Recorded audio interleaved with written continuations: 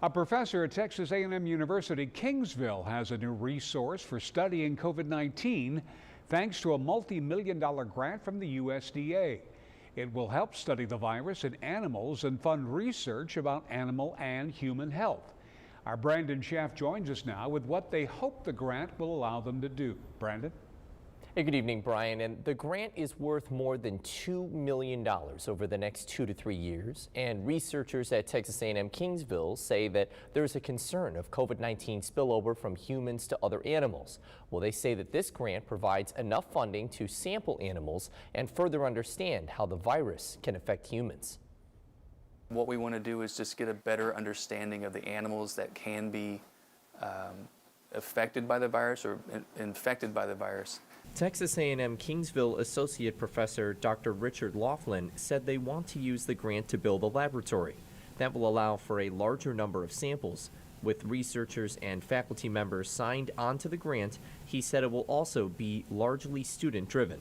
It's going to be a big student learning initiative to help get them in the lab and get them some real-world experience. Students will sample animals, look for the coronavirus, and conduct research on what they find. There will be 5 undergraduate students per semester and 4 to 5 graduate students for the project.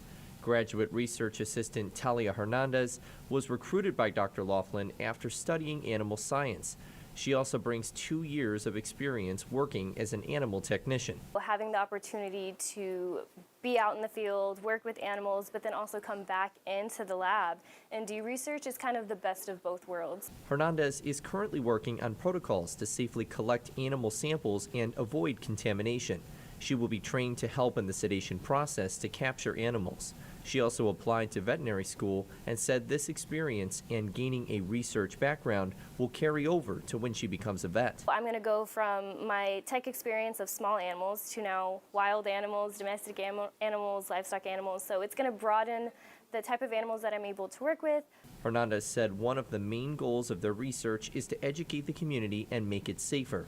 Dr. Laughlin said the grant will help them look exclusively at mammals and start building an understanding of coronavirus interaction with them.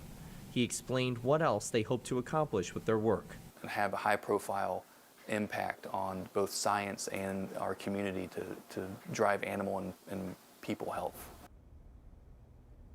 And some of the animals that they plan to work with are cats, dogs, cattle, pigs, possums, mice, rats, bats, all sorts. And they say that it all depends on the safety protocols for how to handle these animals. And after those are established, the first trial should begin in the coming weeks. Brian? Thank you, Brandon.